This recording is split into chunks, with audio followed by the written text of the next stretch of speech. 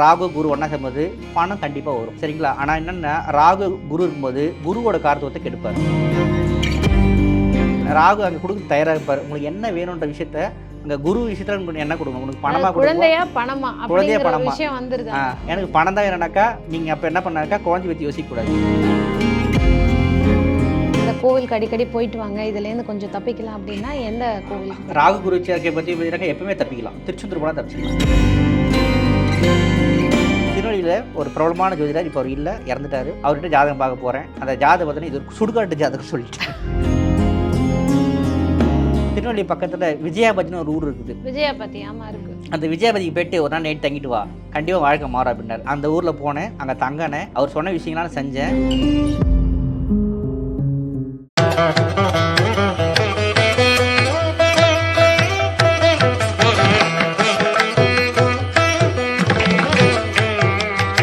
சில பல ஒரு விஷயங்களை பார்த்துட்டு நல்லா இருக்கிற ஒரு ஜாதகத்தை கூட தவிர்க்கிறவங்க நிறைய பேர் இருக்காங்க. இந்த காம்பினேஷன் இருக்கா, இவங்க இப்படி சொல்லியிருக்காங்க, இப்படி ஃபியூச்சர்ல நடக்க வாய்ப்பு இருக்குன்னு.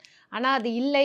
நம்ம அதுக்கான ஒரு தீர்வை பார்த்து கரெக்டான இடத்துல கரெக்டான விஷயங்கள் பண்ணும்போது அது நடக்க வாய்ப்பு இல்லைன்னு அருமை. அடுத்ததாக ராகு குரு காம்பினேஷன் எந்த மாதிரி பலன்கள் தரும், என்ன வழிபாடு பண்ணலாம்? ராகு குரு சேர்க்கை பெரிய பொருளாதாரமே ராகு தான் கொடுப்பார்.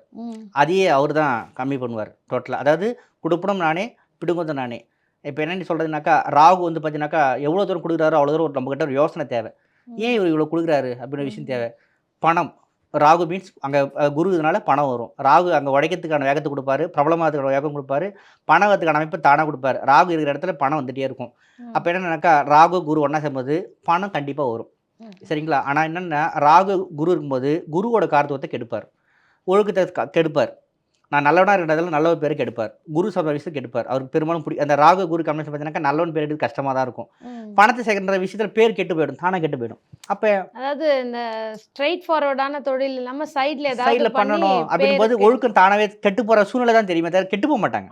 கெட்டு போன மாதிரி தெரியும், வெளியில் ஒருவத்துக்கு மாறி இருக்கலாம், அங்கே மாறும். இங்கே ராகு குரு சேர்க்கையில் பார்த்தீங்கன்னாக்கா ரெண்டு விஷயம் ரொம்ப கவனமாக செயல்படணும். என்னன்னு கேட்டினாக்கா, எனக்கு ஆண் வாரிசு இல்லை, ஒன்றும் குழந்தை, அதாவது குழந்தை இல்லை ஆண் வாரிசுகள் இல்லை அப்படின்னாக்கா பெரும்பாலும் அந்த ராகு குரு ஒன்றா இருக்கிற சேர்க்கையில் இருக்கிறவங்களுக்கு தனிப்பட்ட இன்வெஸ்ட்மெண்ட் பெருசாக சேர்க்காம தான் நல்லது. ஒருவேளை அவர் நிறைய குருன்ற விஷயத்தில் சேர்த்து போய் பணத்தை நிறைய சேர்க்குறாங்க பார்த்தீங்கன்னாக்கா இங்கே ஆண் வாரிசு தடைப்படுகிறது ஆய்வில். ஒருவேளை அங்கே ஆண் வாரிசு நிறைய ஆயிடுச்சு, இவர் பணமேலாம் இருப்பார்.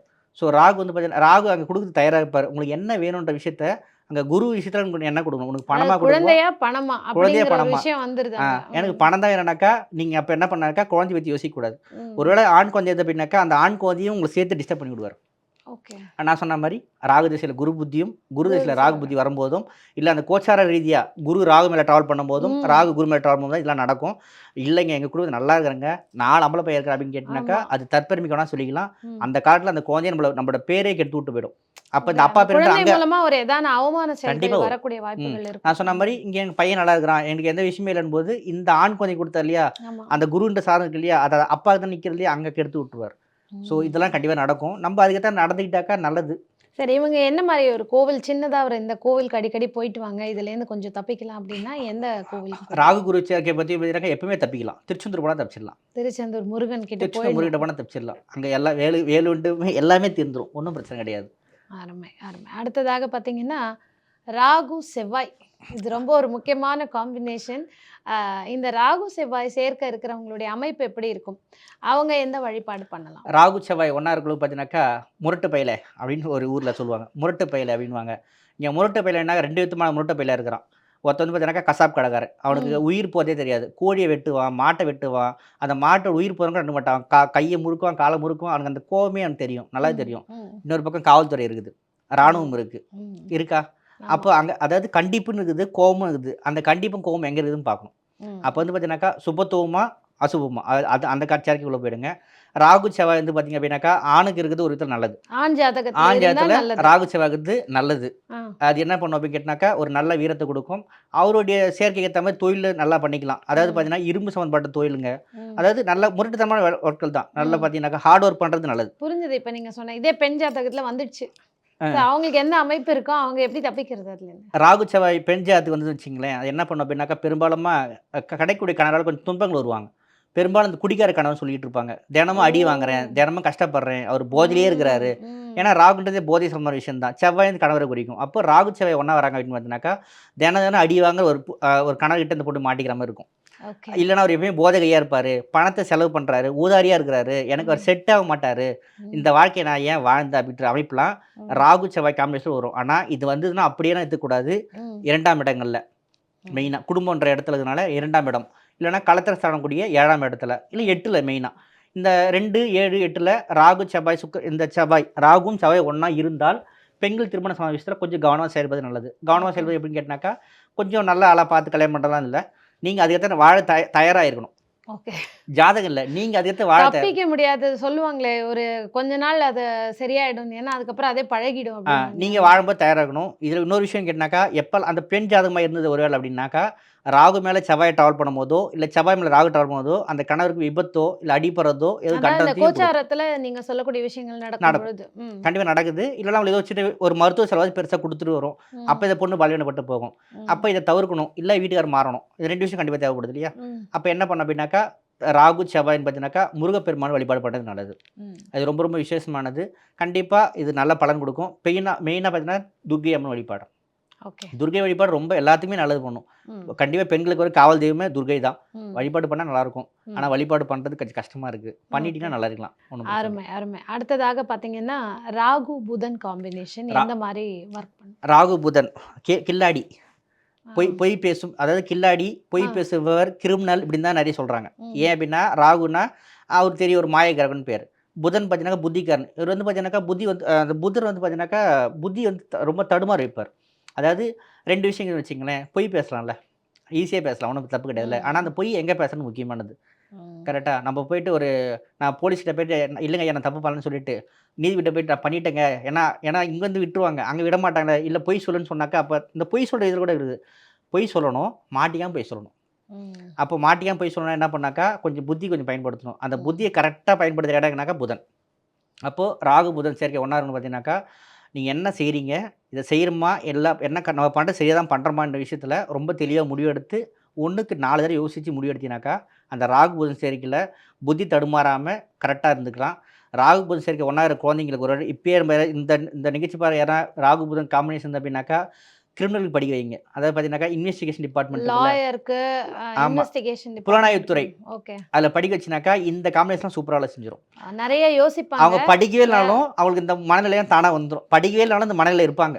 ஓகே. அவங்க என்ன பண்றாங்கன்னு தெரியும். அவங்கள பத்தி எனக்கு தெரியும். அவனுக்கு ம். தெரியும் எனக்கு இந்த மாரி பேசுற ஆட்கள்லாம் பார்த்தீங்கன்னாக்கா, பெரும்பாலும் இந்த ராகு, புதன் சேர்க்கைக்குள்ள லிங்க்ல இருந்துருவாங்க. ம். இந்த மாரி ஆட்கள் இருந்தானாக்கா, நீங்க அத பயன்படுத்தினா நல்லது தான். நிச்சயமாக. ஆனா அதுக்குன்னு பார்த்தீங்கன்னாக்கா, அதாவது நெறைய பேர்னாக்கா, இந்த அமைப்பு இருந்தனாக்கா, இது பொய் சொல்லும். இது திருட்டுக்கோட்டு. அதான் நான் எப்பவுமே சொல்லுவேன். இந்த கிரக சேர்க்கை இருந்தாலே இவன் சரியில்லன்ற விஷயத்த தவிர்த்துருங்க. இது நல்லதும் இருக்கும், கெட்டதும் இருக்கும். தனிப்பட்ட அவர் சுயஜாதகப்படி, அன்னைக்கு நடக்கிற தசாபுத்திப்படி நடக்கும். அதனால ஒரு ஜாதகத்த எடுத்த உடனே பார்த்தீங்கன்னா, இந்த சேர்க்கை இருக்குது, இது சரி இருக்க மாட்டாரு அப்படின்ற விஷயத்துக்குள்ள யாரும் வர வேண்டாம். அருமை. இவங்க எந்த கோவிலுக்கு போய்க்கலாம்?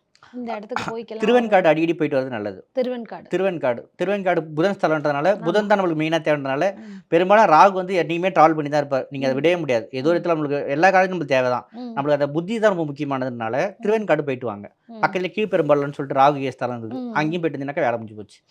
வேற எதுவும் தேவைப்படாது. ஓகே. ஆ திருவெண்காடு போ முடியாதவங்க, புத்திக்காக மட்டும் தான் சொல்றேன். நீங்க ம். புதன் பத்தி பேசினாலும் புத்திக்காரங்க புத்தி. என்னன்னாக்கா, கோவூருக்கும் போரூருக்கும் போற இடைவெளி பார்த்தீங்கன்னாக்கா, இங்க புதன் ஸ்தலம் இருக்கு. ம். கூகுள்ல சர்ச் பண்ணா வரும். புதன் ஸ்தலம் இருக்குது. அந்த கோயில் கூட போயிட்டு வரலாம். இங்கேருந்து அருமை. திருவெண்காடு போ வேண்டியதில்ல. சென்னையிலே இருக்கு. ஸோ சென்னையில இருக்கிறவங்களுக்கும் நீங்க சொன்ன இந்த ஒரு கோவில் நிச்சயமா ஒரு நல்ல ஒரு இடமா இருக்கும். கண்டிப்பா உடனே இருக்கும். போயிட்டு வரதுக்கு. கண்டிப்பா போயிட்டு வரலாம். அடுத்ததாக 2 ஒரு உரையில 2 கத்தி இருக்க முடியாதுன்ற மாரி நம்ம ராகுவும், சனியும் சேர்ந்தா எந்த மாதிரி ஒரு அமைப்புல இருப்பாங்க அவங்க? ராகு, சனி ஒண்ணா சேர்ந்துருக்குது. இது வந்து பார்த்தீங்கன்னாக்கா, யார் எப்படின்னு தெரியாது. ஆனா, இந்த இடத்துல உட்காந்து எனக்கு ராகு, சனி சேர்க்கை. உங்களுக்கே. எனக்கு. இந்த ராகு, சனி சேர்க்கைய நான் எடுக்கிறது வந்து சாதாரண எடுக்கல. இது வந்து தனிப்பட்ட முறையில அ என்னையே இழந்து நான் இத ஆய்வு பண்ணிக்கிறேன். ம். இத எங்க வீட்ல இன்னைக்கு பார்வைக்கு இது ஒரு இஷ்யூவா கூட போகும். ஏன் இவன் வளர மாட்டேன்றான்? நீங்க கேட்ட மாரி. ஏன் இவ்வளோ தூரம் மீடியாக்குள்ள வரல? ஏன் பேச வெளிய தயங்கினதுக்காக நான் இவ்வளோ தூரம் தயங்குனதுக்கான காரணமே இந்த ராகு, சனி சேர்க்கை தான் காரணம். ஒரு ம். 8 வருஷம் முன்னாடி நான் ஒரு இடத்துல ஜாதகம் பார்க்கும்போது, அதாவது ஜோசியர் ஆவறதுக்கு முன்னாடி நான் நெறைய ஆய்வு பண்ணியிருக்கேன். என்னுடைய பணங்கள் நெறைய உழைச்சு நெறைய ஜோதிடத்துக்கு குடுத்துக்கிறேன். நெறைய பிரபலமான ஜோதிடர போய் பார்த்துருக்கேன். நெறைய பேர் ஆய்வு கேட்டுருக்கேன். அவங்க சொன்னதெல்லாம் உண்மையா? உண்மையா நம்மளுக்கு இப்படி தான் நடக்குதான்னு சொல்லிட்டு நெறைய ஆய்வு பண்ணியிருக்கேன். அப்போ வந்து என்னக்கா, ஒரு கட்டத்துல பார்த்தீங்கன்னாக்கா, என்னையே உணர முடியல அப்படின்ற ஒரு நிலைக்கு போயிட்டேன். ஏன்னா ஜோதிட ஆய்வு வந்து பார்த்தீங்கன்னாக்கா நான் ஜாதகம் சொல்கிறேன் அப்படின்னா கண்டிப்பாக அங்கே அக்செப்ட் பண்ணிக்கிற மாதிரி தான் இருக்கணும். நிச்சயமா. நீங்கள் பாட்டு இல்லை இப்படி தான் இருக்குன்னு சொல்ல முடியாது. அப்போது நான் கஷ்டப்படுறேன் ஏன் இந்த துன்பம் வந்து நானே யோசிக்க தான் எனக்கு ஒன்றும் புரியாத ஒரு கட்டத்தில் ஒரு திருநெல்வேலியில் ஒரு பிரபலமான ஜோதிடர் இப்போ அவர் இல்லை இறந்துட்டார். அவர்கிட்ட ஜாதகம் பார்க்க போகிறேன். அந்த ஜாதகம் பார்த்தீங்கன்னா இது ஒரு சுடுகாட்டு ஜாதகம் சொல்லிட்டேன். ஐயோ! இது வந்து ஆமாம், ஏன்னா இது வந்து ஈஸி. நம்ம எப்படி சொல்கிறோமோ இது நீங்கள் அப்படியே சொன்னால் தான் மக்களுக்கு புரியும்னு நினைக்கிறேன். கண்டிப்பாக. இது வந்து ராகு சனி ஒன்றா இருக்குது. இது வந்து ஒரு சுடுகாட்டு ஜாதகம். இந்த ஜாதகம்லாம் வாழறத விட இந்த மாதிரி நாளுக்கு தான் செட் ஆகும். ஆனால் வாழ நினச்சா வாழ்ந்துடலாம் அப்படின்னு ஒரு வார்த்தை சொன்னார். சரி எனக்கு வாழத்துக்கு தான் எனக்கு வழி வேணும் அப்படின்னு கேட்டேன். அப்புறம் மெயினாக கேட்டேன் சுடுகாட்டு ஜாதகம் ஏன் சொன்னீங்க? பெரும்பாலும் தென் மாவட்டங்கள்னு பார்த்தீங்கன்னாக்கா அவங்களுடைய ஜாதகத்தெல்லாம் பார்த்தீங்கன்னாக்கா பெரும்பாலும் பாடலாக பாடிடுவாங்க. அதாவது அர்த்தங்களே ஒரு மாதிரி இருக்கும். சில விஷயம் திகிலாகவே தெரிஞ்சிடும். இப்போ நம்ம பேசுறதெல்லாம் பேச மாட்டாங்க. இந்த மாதிரி பாட்டு வந்துக்குது, இப்படிலாம் வந்துக்குது, இப்படி தான் வந்துன்ற மாதிரி அவர் எனக்கு அந்த வார்த்தை சொன்னார். என்ன சாமி இது இப்படி சொல்லிட்டீங்க? ராகு சனின்னு நான் எனக்கு இருக்கா? ஆமாம் இருக்குது. ஆனால் நல்ல பலமாக இருக்குது. குரு உன்னை பார்க்குறாரு, உச்சம் பெற்ற குரு பார்க்குறாரு. அதனால் பயம் வேண்டாம். இந்த கர்மத்தை உடச்சி வெளியே வர முடியும் அப்படின்னாரு. ராகுன்றது பார்த்தீங்கன்னாக்கா பிரேதம். ராகுனா பிரேதம், சனினா உங்களுக்கு பார்த்தீங்கன்னா சுடுகாடு. அப்போ இந்த ராகும் சனி ஒன்றா சேர்ந்தா அப்படின்னாக்கா இதை ஒரு நீங்கள் செயற்கையாக தான் பார்க்குறீங்க. ஆனால் இது ஒரு அடிநாதம் என்னன்னு பார்த்தீங்கன்னா சுடுகாடு. அதனால தான் அவர் அந்த வார்த்தை சொல்லியிருக்காரு. ராகுன்றது பிரேதம், சனினா சுடுகாடு. இந்த ரெண்டு ஒன்றா இடத்துல அவனோட வாழ்க்கை அப்படின்னு கேட்டாக்கா ஒரு மயான அமைதியாகவும் ஒரு மயானமான வாழ்க்கை தான் அவனுக்கு அமையும்.